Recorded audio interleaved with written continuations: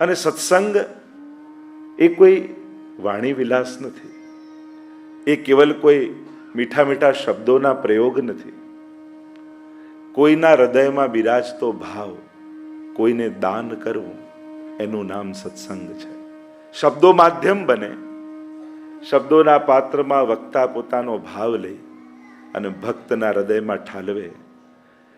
એને જે વક્તા યા જે ગ્રંથમાં ભાવ બિરાજે છે એ ભાવ શ્રોતાના હૃદયમાં સ્થાપિત થઈ જાય, એનું નામ જ સત્સંગ છે. એ 7 દિવસ હોય, 3 દિવસ હોય, 1 દિવસ હોય કે 2 ઘડીનો સત્સંગ હોય, સમય એટલું મહત્વનું નથી. કારણ કે સત્સંગની તો ક્ષણ પણ સ્પર્શી જાય ને તો એ પાપીઓ સંત બની જાય. એવા ઉદાહરણો આપણને જીવનમાં મળેલા છે, ગ્રંથોમાં મળેલા છે, ઇતિહાસમાં લેખાયા છે. એટલે ભાવનો સંગ એ જ સત્સંગ છે. પણ સત્સંગની તારીખો આપણે નક્કી નથી કરતા, એ તો ઠાકોરજી જ નક્કી કરતા હોય છે. સત્સંગનો સમય એ કેલેન્ડર કે ઘડિયાળ જોઈને નક્કી નથી થતો, એ ઠાકોરજીની ઈચ્છા જોઈને નક્કી થાય છે. અને ગમે તેટલા આયોજનો વ્યવસ્થાઓ કરો, પણ એ પ્રભુ જે ક્ષણમાં આપણા ભાગ્યમાં સત્સંગ લખે ને કે આટલી સેકન્ડ તારી મારા માટેની, બસ એટલા કલાક આપણને મળે, એ જ સમય અને એ જ દિવસો આપણને મળે. એટલે આપણા ભાગ્યમાં ભગવાને ભાગ્યોદયેન બહુજન્મ સમર્जितेन सत्संगमम च लभते पुरुषो यदा वही, जो भागवत के महात्म्य वर्णित किया गया. जब भाग्य का उदय होता है तब ये क्षणें जीवन में आती है. અને એટલે સમય સારો ચાલી રહ્યો છે. આ 3 દિવસ આપણા છે. અને ઘણીવાર લોઢું ગમે તેટલા મોટા પ્રમાણમાં હોય, નાનકડો પારસમણી કણ જેટલો અડે ને તો એ જેટલી માત્રાનો છે એટલો સોનું નથી બનાવતો, લોઢું જેટલું માત્રાનું છે એટલું સોનું કરી નાખે.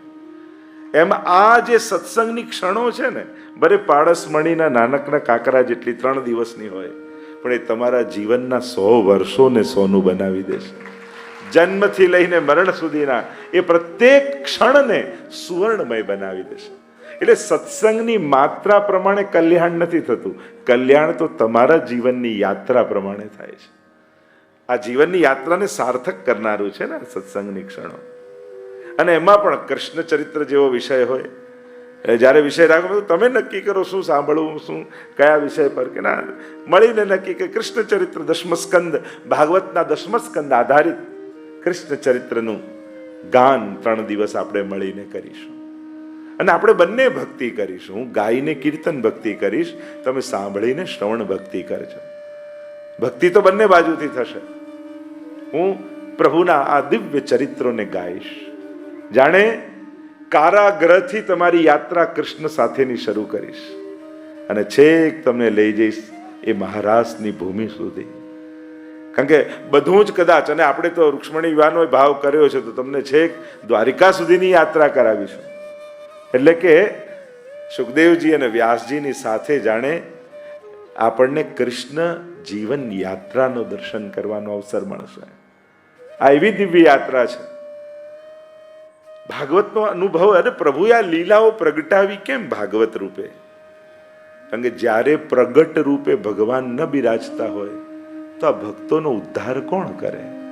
તો કે ભગવાનની કથા કરે. અને એટલે ભગવાન કથા રૂપે પ્રગટ થયા. કારણ કે જેવો અસુર એવા અવતાર. હિરણ્યકશિપુને મારવો હોય તો વરદાન જ એવા માંગ્યા કે ભગવાને નરસિંહ બનીને આવવું પડે. હિરણ્યાક્ષને મારવો હોય તો ભગવાને વરાહ બનવું પડે. જેવો અસુર એવો અવતાર. તો અહીંયા અસુર કોણ? કે પરીક્ષિતને લાગેલો શ્રાપ. એ શબ્દરૂપ છે તો ભગવાન કથા રૂપ ધારણ કરીને પધાર્યા. જેવો અસુર શ્રાપ શબ્દમય, તો અસુર શ્રાપ રૂપ છે, તો ભગવાન શબ્દમય વાંગમય રૂપ ધારણ કરીને પધાર્યા, ભાગવત રૂપ ધારણ કરીને પધાર્યા. અને જેટલા કૃષ્ણએ નથી તાર્યા ને એનાથી અનંત ગણા કૃષ્ણની કથાએ તાર્યા છે. ભગવત કથા એવી છે. સતયુગ, ત્રેતા, દ્વાપર એ બધામાં તો ભગવાને પોતે આવવું પડે. અને કલિયુગમાં ભગવાને કથાને એવી મૂકી દીધી છે કે ભગવાનને ધક્કો ખાવાની જરૂર નથી. કથારૂપ પરમાત્મા તમારા હૃદય સુધી પહોંચી જાય છે.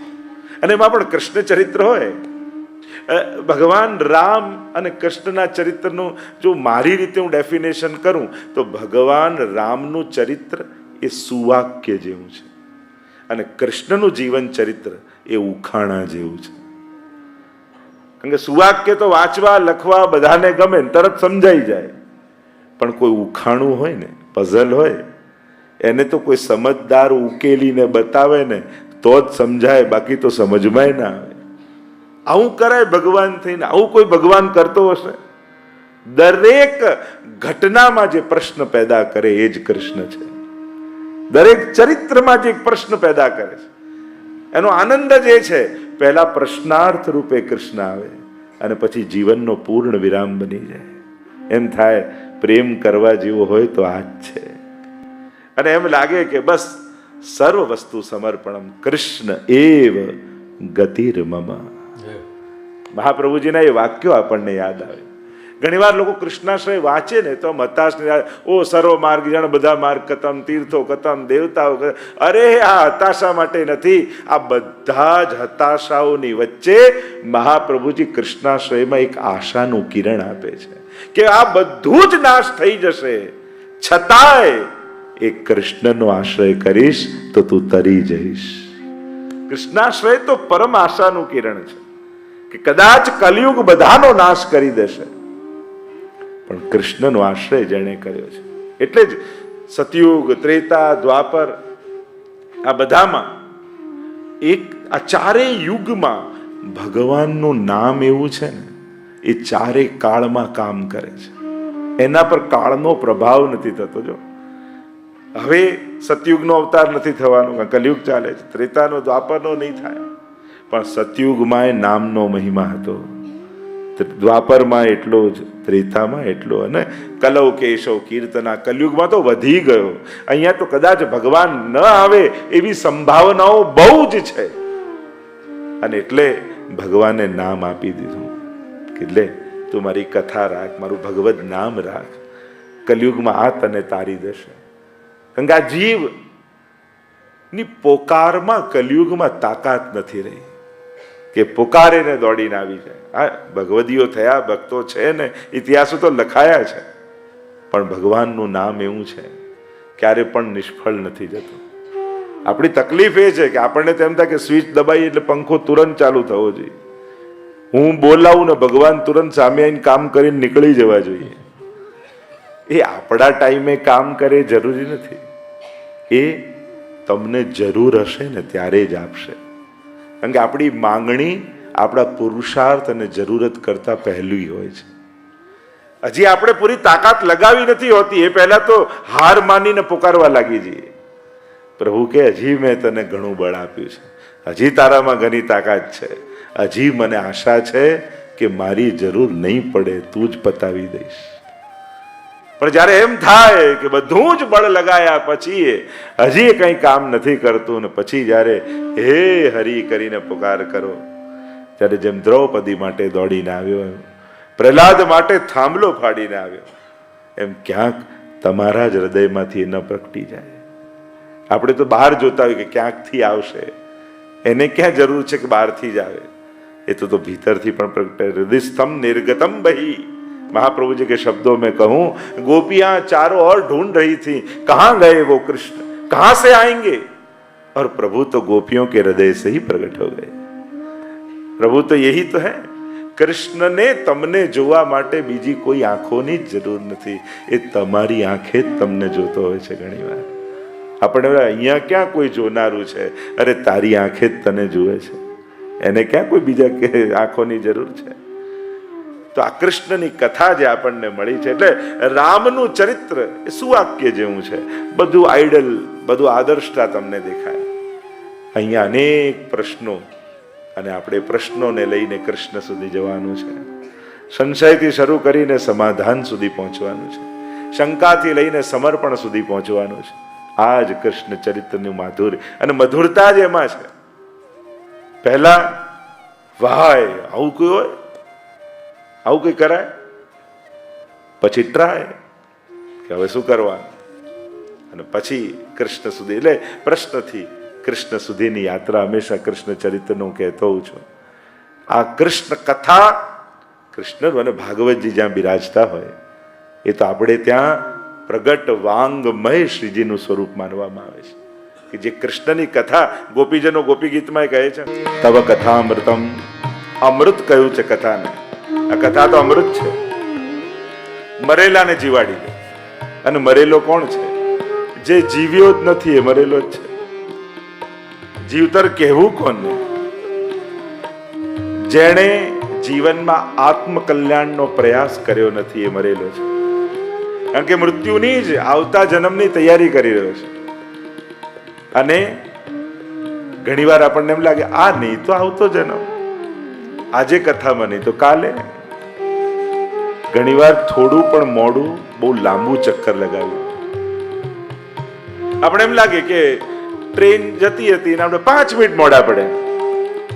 5 મિનિટ નથી પડ્યા, 24 કલાક પડ્યા છે ને. હવે ટ્રેન તો કાલે મળશે. એક્ઝામમાં 10 મિનિટ મોડો પડ્યો, 10 મિનિટ નહીં, 1 વર્ષ મોડા પડ્યા. હવે તો આવતા વર્ષે એક્ઝામ આવશે. એમ એક જન્મ ચૂકી ગયા તો એક નથી, 83,99,999 જન્મ પછી આ માનવ દેહ પાછો મળવાનો છે. એટલે થોડો પણ વિલંબ કેટલા લાંબા અંતરાયનું કારણ બની જાય છે. એટલે પણ જ્યારે પણ ભગવત કાર્ય કરવા મળે, ભગવત સત્સંગ મળે, પુણ્ય કરવા મળે, સત્કર્મ કરવા મળે, બને તો મોડા ન પડતા, તક ચૂકી ન જતા. કોણ જાણે આજે ન ગયો ને આજે જ મને ઉદ્ધાર થાય એવું કંઈક આવવાનું હતું, મને સ્પર્શે એવું કંઈક કહેવાના હતા. કેટલું લાંબુ ચક્કર પડી જાય. ઘટનાઓ તો ઘણી ઘટશે દુનિયામાં, કથાઓ તો ઘણી બેસશે, કોણ જાણે સંજોગો બનશે કે નહીં. એટલે હંમેશા ઇન્સિક્યોરિટી રાખવી કે ફરી કથાનો સમય ક્યારે આવે, મારે એક ક્ષણ ચૂકવું નથી. અમૃત છે અને અમરત્વ કથા આપે એટલે સાંભળ્યા પછી મરશો જ નહીં એમ. આ શરીરમાં જ રહેવું એ જ થોડી અમરત્વ છે. કોઈની યાદોમાં જીવવું એ પણ અમરત્વ છે, કોઈની પ્રેરણામાં જીવવું એ પણ અમરત્વ છે. ઘણા એવા છે જતા રહ્યા છે, આજે હયાત દેહથી નથી પણ આજે આપણી પ્રેરણામાં છે, આપણા ભાવમાં છે, આપણી લાગણીઓમાં છે. એમના વિચારધારાથી હજારો લોકો જીવી રહ્યા છે. આટલા મહાપુરુષો, આટલા સંતો, આચાર્યો પોતે છે નહીં પણ હજારોના હૃદયમાં જીવે છે. તો આ અમરત્વ નથી? આપણે એક અમરત્વ છે.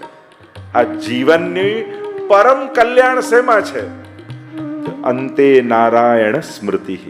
ભાગવત એમ કહે કે આ માનવ જીવનનું પરમ કલ્યાણ સાધ્યું ક્યારે કહેવાય?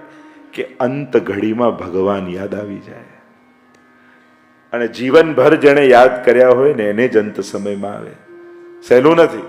મંદિરમાં પ્રભુ આગળ બેઠા હોઈએ ને તોય મન ઠાકોરજીમાં નથી રહેતું.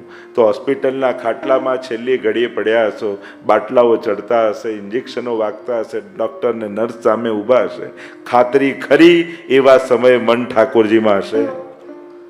અરે હવેલીમાં ઠાકોરજીની સન્મુખ બેઠા હોઈએ તોય મને એમનામાં નથી રહેતું. અનુકૂળ સંજોગો જ્યાં ભગવાન યાદ આવે જ એવા સંજોગોમાં બેઠા છતાંય ભગવાન યાદ નથી આવતા. તો યાદ ન જ આવે એવા સંજોગોની વચ્ચે યાદ આવે એવી ખાતરી ખરી. આ તો જેણે ભગવત નામ જીવા પર લીધું હોય ને. આ જો કથામાં તમે બેઠા છો, તમે 3 જ દિવસ બેઠા, પણ આનું થશે શું? તુરંત ચોથા દિવસે કઈ મળી જાય એ ખાતરી નથી. એની ખાતરી હું નહીં આપું, પણ એની ખાતરી ચોક્કસ આપીશ કે 3 દિવસ કથામાં બેઠા હશો ને તો છેલ્લા સમયે ભગવાન તમારી આંખોની સામે ચોક્કસ બેસી જશે, જીવવા પર આવીને ચોક્કસ બેસી જશે. આ ઇન્વેસ્ટમેન્ટ એવું છે કે આ સમય પાકશે ક્યારે? જ્યારે જવાનો સમય આવશે ત્યારે.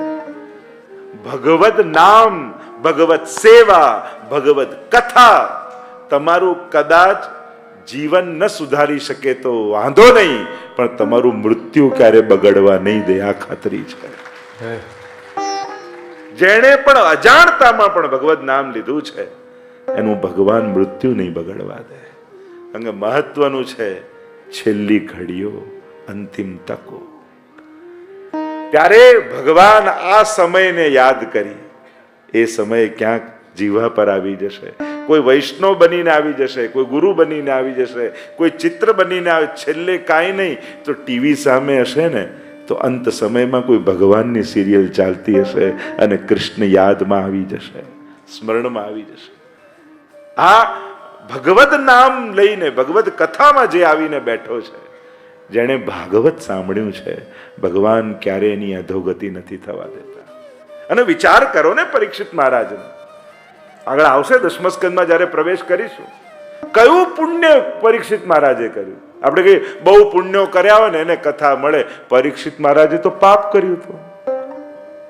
પુણ્ય કર્યું તું, પાપ કર્યું ને. પેલા ઋષિના ગળામાં, કથામાં હું જતો નથી પણ ભાગવતની કથા લગભગ બધાએ સાંભળી છે કે મરેલો સર્પ ઋષિના ગળામાં નાખ્યો અને શ્રાપ લાગ્યો કે 7મા દિવસે તને તો જીવતું જ સર્પ આવીને દંશ દેશે. અપરાધ જ કર્યો ને, સત્કર્મ તો કર્યું નહોતું. જો એમ કહેતા હો કે પુણ્યથી કથા મળે તો આમણે તો પાપ કર્યું, છતાંય ભગવાન કથા રૂપે આવી ગયા, પધાર્યા ને પ્રભુ. કારણ પાંડવના પુત્ર છે. પૂર્વજોએ કરેલી સેવા અને ભક્તિ સંતતિને સુખ રૂપે ભગવાન આપતા હોય છે. એટલે ઘણી વાર આપણને એમ થાય કે આપણે તો કાંઈ કર્યું નથી. અરે તે નથી કર્યું, પણ તું જેના કુળમાં પેદા થયો છે ને એ તારા વડીલો ઘણું પુણ્ય મૂકી ગયા છે. ઘણાના વડીલો પૈસા ભલે ન મૂકી ગયા હોય પણ પુણ્ય એવા મૂકી જાય ને કે બાળકો સુખ કાંઈ કર્યા વગર પણ સુખ જીવનમાં આયા જ કરે. કાંઈ કર્યા પણ ભક્તિ અને સત્કર્મોની તકો ભગવાન એમને આપ્યા જ કરે. આપણે લાગે કે આપણે તો કાંઈ નથી કર્યું, છતાંય હા વડીલો મૂકી ગયા છે. આમ પાંડવોના પુણ્યોને જોઈ આ તો આમનું બાળક છે. એટલે જ હું વારે ઘડીએ કહેતો હું, વૈષ્ણવ કુળમાં જન્મ લેવો એ પણ સાધારણ ઘટના નથી. એ તમારા વડીલોના અને તમારા પૂર્વ જન્મના પુણ્યો છે કે કોઈ વૈષ્ણવ કુળમાં તમારો જન્મ થયો છે. આને આકસ્મિક ઘટના ન માનતા, આ ભગવાનનું તો આયોજન જ છે. સુચિનામ શ્રીમતામ ગેહે, ગીતાજીમાં ભગવાન કહે કે હું એવા ઘરે જન્મ આપું કે જ્યાં મારી ભક્તિ કરવાની બધી અનુકૂળતા હોય. કારણ કે તમે જન્મ લીધો અને બોલતા થયા ને તોય મા બાપ બેટા રાધે રાધે બોલ, રાધે રાધે બોલ. કારણ આ પરિવારમાં છે. અન્નપ્રાશન કરાવવાનું આવ્યું તો ઠાકોરજીને ધરેલી પેલું આપણે લેવડાવીએ. ચાલતાય થયા ને તો ચલો આને લઈને હવેલી લઈ જઈએ. હવે ચાલતો થયો ને. આપણી શરૂઆત જ જીવનની ભગવાનથી જોડાયેલી. કારણ વૈષ્ણવ કુળમાં જન્મ થયો છે. એટલે તમને તો સીધી કૃષ્ણ ભક્તિ મળી. નહીં તો શાસ્ત્ર એમ કહે છે કેટલા દેવતાઓ, પિતૃઓ, દેવી આ બધું કરતા કરતા જઈને છેક છેલ્લે કૃષ્ણ ભક્તિ મળે. અને તમને તો જન્મતાની સાથે જ લાલો ખોળામાં રવાડવા મળ્યો. આ તમારા વડીલોના આશીર્વાદ છે. એટલે બેટા લાલનને આજે તું લે, લાલનની ગાય તું રમ, તું ઠાકોરજીને લે ઘૂઘરા વગાડ. નાનપણમાં પ્રભુને ખેલાવતા ખેલાવતા મોટા થયા. તો આ ઘટના શ્રીનાથજી બાબા પ્રસન્નતા અભિવ્યક્ત કરે. જ્યારે પણ આપણા હાથે પુણ્ય થાય, ભક્તિ થાય, સેવા થાય, ત્યારે માનવું આજે ઠાકોરજી મારા પર બહુ રાજી છે. કથા કરાવીને રાજી નહીં થાય, એ રાજી થયો તો આપણા થકી કથા થઈ છે. આજે બહુ પ્રસન્ન થયો છે આપણા ઉપર. એની આ પ્રસન્નતાની નિશાનીઓ છે આ બધી. ભગવાન રાજી થાય ને ત્યારે આપણા તે પુણ્ય, સત્કર્મ, ભક્તિ, કથા, સેવા, મનોરથ આ બધું થાય તો માનું ઠાકોરજી મારા પર બહુ રાજી છે. તો એ રાજીપો પ્રભુનો 3 દિવસ આપણે માણવાનો છે એની કથા કરીને, કે અમારા પરિવાર પર પ્રભુના 4 હાથ છે અને એનો આ પ્રમાણ રૂપ અમારા ઘરમાં પ્રસંગ આવ્યો છે. અને આ પ્રસંગ અમારે મહામહોત્સવ બનાવી બધાને વાંટવો છે. કારણ કે વૈષ્ણવની વૃત્તિ એ જ હોય કે એના જીવનની ખુશી એ ઉત્સવ બનાવીને વાંટતો હોય છે બધાને. કે અમારી પ્રસન્નતા, અમારા પર થયેલી કૃપા અમારે બધાને કથા રૂપે પ્રસાદ લેવડાવીને અમારા આનંદને અમારે વાંટી દેવો છે. પ્રવેશ કરીએ સીધા કૃષ્ણ કથા તરફ આગળ વધીએ. દશમ સ્કંદ આ બધા જ જાણો છો. ભાગવત એ વાંગમય સ્વરૂપ ભગવાનનું. દ્વાદશાંગ વહી પુરુષ, ભગવાનના 12 અંગ વેદે કયા છે અને ભાગવતના પણ 12 સ્કંદ શ્રીનાથજી બાબાના અંગરૂપ. પહેલો અને બીજો સ્કંદ બંને ચરણ, ત્રીજો અને ચોથો સ્કંદ બંને બાહુ, પાંચમો અને છઠ્ઠો સ્કંદ બંને જંગાઓ, સપ્તમ સ્કંદ મુષ્ટિકા વાળો હાથ, આઠમો અને નવમો સ્કંદ બંને વક્ષસ્થળ, દશમ સ્કંદ હૃદય, એકાદશ સ્કંદ મસ્તક, 12મો સ્કંદ ઊંચો ઉઠેલો હાથ. આમ 12 અંગ વાળા શ્રીનાથજી બાબા નાથ દ્વારા જાઓ તો આંખોથી હૃદયમાં ઉતરે, ભાગવત કથામાં જાઓ તો એ કર્ણથી હૃદયમાં ઉતરે. એનું નામ જ છે ને કાનુડો. જે કાન દ્વારા હૃદયમાં ઊંડો ઉતરી જાય એ જ કાનુડો છે. આ કથામાં કાનુડો આપણા હૃદયમાં આપણે આ પધારાવે છે ને તે કર્ણ દ્વારા. કારણ કે બાકી બધા દ્વારો કદાચ બંધ કરી દઈએ, કાનને પોતાની રીતે બંધ કરવાનો કોઈ રસ્તો નથી. આંખ બંધ કરી શકો પોતાની રીતે, મુખ બંધ કરી શકો પોતાને, કાન બંધ કરીને બધા, આંગળી વગર તમે બંધ ના કરી શકો. એટલે પ્રભુએ થયું બધા દરવાજા બંધ કરીને આ 2 બારી તો મારી પાસે રાખીશ. એ ચોર જ છે ને, અને ચોર હોય ને બારીઓ ગોતતો જ હોય. એ સીધો મેઇન ડોર થી ના આવે. આપણને એમ થાય કે હું જપું છું, આમ કરું છું, સત્કર્મ કરું, આ એની કઈ ખિડકીથી પ્રવેશ છે એને જ ખબર છે. તો પ્રભુ આપણા સુધી પહોંચવાના રસ્તાઓ એ જ ગોતી લેતા હોય છે. કૃષ્ણની વિશેષતા જે છે ને એ ભક્તો સુધી પહોંચે છે. આ દશમ સ્કંદમાં જે કૃષ્ણ જીવનની યાત્રા આપણે સાથે સાથે કરીશું ને આપણે બધા દ્રષ્ટા બની જઈશું. કૃષ્ણનું જેમ જાણે સારસ્વત કલ્પમાં પહોંચી જઈશું. અને સારસ્વત કલ્પમાં જેમ વ્રજમાં જાઓ તો પેલા ગોકુલ લઈ જાય, અહીંયા લઈ જાય, અહીંયા લઈ જાય, આ લીલા થઈ, આ લીલા થઈ, આ લીલા થઈ. એમ કથામાં પણ બેઠા હો ને ત્યારે જેમ વ્રજમાં ક્યાંક તમે કથામાં જઈને લોકો કહે કે આ લીલા ચિહ્નો તમે જુઓ બધા ત્યાં, અને અહીંયા તો મનની આંખોથી દર્શન કરશો મારી સાથે. હું તમને બતાવતો જઈશ. આનંદ મહોત્સવ આમ થયો, આમ ગોપીઓએ કર્યું, આમ નંદ મહોત્સવે દાન કર્યા, નંદ બાબાએ, ઠાકોરજી આમ માટી ખાધી, ઠાકોરજી આમ દોડ્યા, પ્રભુએ અહીંયા રાસ લીલા કરી, દાન લીલા કરી. અને એક એક એક એક કૃષ્ણ લીલાના દર્શન કરતા કરતા ગોકુળથી મથુરા, મથુરાથી પાછા દ્વારિકા, હસ્તિનાપુર, બધે જ કૃષ્ણ સાથેના. એટલે કે કૃષ્ણ સાથે રહી કથા દ્વારા આપણે એમના જીવનનું દર્શન કરીએ છીએ. આટલા હજારો વર્ષ બાદ પણ જે પ્રગટ દર્શન કરાવે એનું નામ જ કથા છે. તમને એમ નહીં લાગે કે તમે મુંબઈ બેસીને કથા સાંભળો છો. તમને એમ જ લાગશે કે તમે ગોકુળમાં છો અને નંદ મહોત્સવ તમારી આંખે જોઈ રહ્યા છે. કથાની આ જ વિશેષતા છે. એ તમને શ્રોતા નથી બનાવતું. ભલે કાનથી સાંભળો છો પણ આંખથી દ્રષ્ટા બનાવે છે તમને. કે તમે પોતે એવો ભાવ તમને થાય કે તમે ગોકુળમાં જ છો. આ જ એનો આનંદ છે. અને ગોકુળ પણ અત્યારનું કલિયુગનું ભૌતિક ગોકુળની અનુભવ કરાવશે સારસ્વત કલ્પનું આધિદૈવિક ગોકુળ. આ કથાની વિશેષતા છે. એટલે કે એક ટાઈમ મશીન જેવું છે. અહીંયા બેસી જાઓ ને એટલે સીધું આ મશીન ફરતું ફરતું તમને સારસ્વત કલ્પમાં લઈ જશે કે જ્યાં કૃષ્ણ પ્રગટ થવાની પ્રતીક્ષા કરી રહ્યા છે. આ દશમ સ્કંદની ગાથા ભગવાનનું હૃદય છે ને. બાકી બધા અંગો દેખાય, દિલ દેખાય નહીં.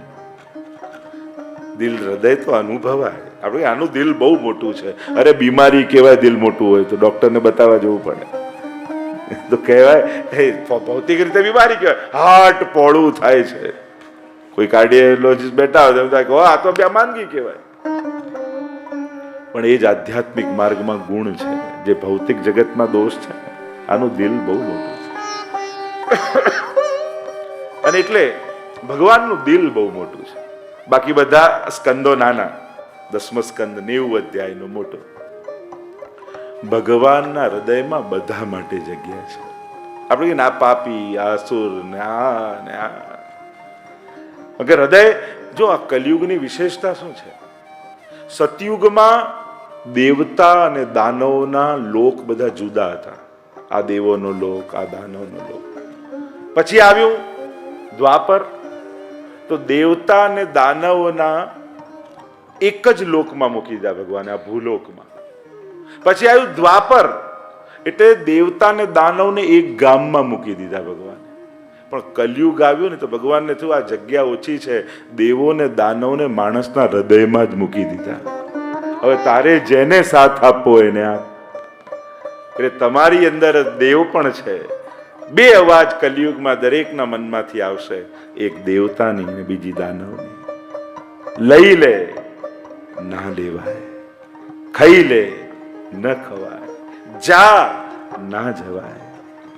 હંમેશા બે વિચાર આવશે. તમારે નક્કી કરવાનું સ્વર્ગમાં રહેવું છે કે નર્કમાં. સદવિચારોની વચ્ચે રહેવું એ જ સ્વર્ગ છે, અને દુર્વિચારો અને દુર્ભાવનાઓમાં રહેવું એ જ નર્ક છે. એટલે અહીંયા તો તમારી ચોઈસ પર છે, સ્વર્ગ કે નર્ક તમારે નક્કી કરવાનું. પેલો એમ પ્રસંગમાં કહેતા ને કે પેલો જોવા માટે લઈ ગયા પેલા વ્યક્તિને ભગવાન સ્વર્ગ કે નર્ક. પહેલા શું જોયું કે પહેલા હું જોઈ લઉં, અને જોયું તો પેલા નર્કમાં પહેલા લઈ ગયા કે પેલા નર્ક જોઉં, કારણ કે બંને ભોગવવાના છે, તારે શું કરવું છે. અને નર્ક જોયું અને બધાની સામે સોનાની થાળી પડી છે, સુંદર ભોજન પડ્યા છે, પણ કોઈ ખાઈ શકતું નથી, બધા ભૂખ્યા રડે છે. કારણ કે કોઈના ખૂણા કોણીઓ વળતી નથી નર્કમાં, સીધા જાત બધા રડે છે. હવે સ્વર્ગ બતાવો. અને સ્વર્ગ ગયા, જોયે તો સોનાની થાળી છે, એ જ ભોજન, સેમ સિચ્યુએશન, પણ બધા આનંદ કરી રહ્યા છે.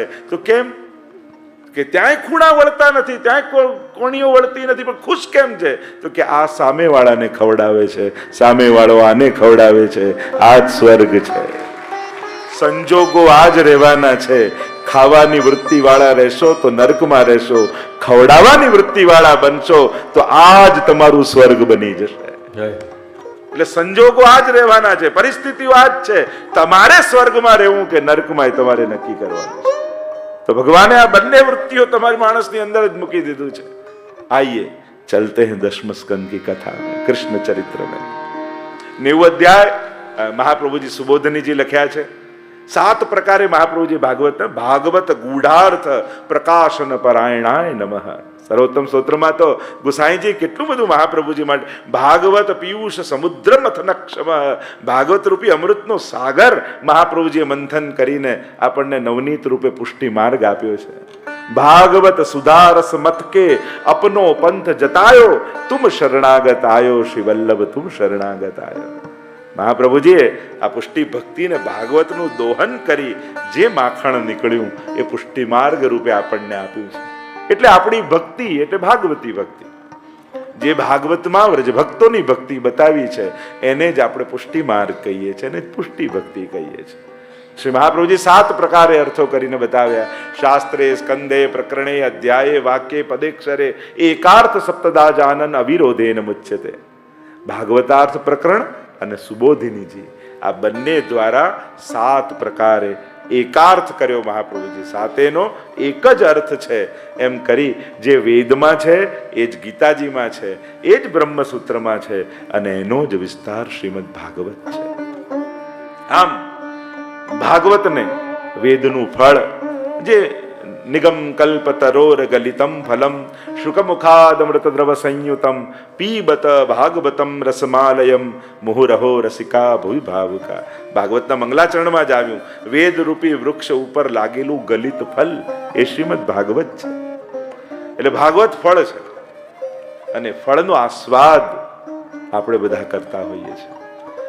10મા સ્કંદ નો પરિચય મહાપ્રભુજીએ પ્રકરણ વિભાગ દ્વારા ચતુર્ભિશ્ચ ત્રિભિશ તથા ષડભી વિરાજતે યૌસૌ પંચદા હૃદય મમ. મહાપ્રભુજીની વાણીથી શરૂ કરું છું. આપણે વૈષ્ણવ, અને વૈષ્ણવ અલૌકિક અને લૌકિક આ બંનેનું સમાધાન આપણને ક્યાંથી કાઢવાનું? તો કે આપણા ગુરુની વાણીથી. હું તો કહું, સંસારમાં પણ કોઈ મૂંઝવણ આવે, પ્રશ્ન આવે, તો મનોકલ્પિત રીતે અર્થ યા અર્થઘટન યા સાર યા રસ્તો કાઢવા જવા કરતા મહાપ્રભુજીના વિચારોને માધ્યમ બનાવજો, મહાપ્રભુજીની વાણીને માધ્યમ બનાવજો. કે એક વૈષ્ણવના જીવનમાં આવા સંજોગો આવે તો એને શું કરવું જોઈએ? વ્યક્તિ બનીને કાઢવા જશો સમાધાન તો સંઘર્ષ સિવાય બીજું કંઈ નહીં મળે. વૈષ્ણવ બનીને સમાધાન કાઢશો તો જીવનમાં શાંતિ આવશે. એક મહાપ્રભુજીના સેવકે આવા સંજોગોમાં શું કરવું જોઈએ? અને ત્યારે પછી ષોડશ ગ્રંથ જ્યારે તમે ખોલો છો, એ નવરત્ન હોય, એ વિવેક ધૈર્યાશ્રય હોય, એ અંતઃકરણ પ્રબોધ હોય, અને પછી જ્યારે સમાધાન શોધો છો ને, વસ્તુ મળી કે ન મળી એટલું મહત્વનું નહીં રહે, પણ મેં મારા ગુરુની આજ્ઞાને પાળ્યું એનો સંતોષ ચોક્કસ મળશે. કારણ કે વસ્તુઓ સુખ આપતી હોત ને તો વસ્તુઓ ઘણા પાસે છે. સમજણ સુખ આપે છે. વસ્તુઓથી સુખી થવા જશો ને તો આજે છે ને કાલે નહીં રહે.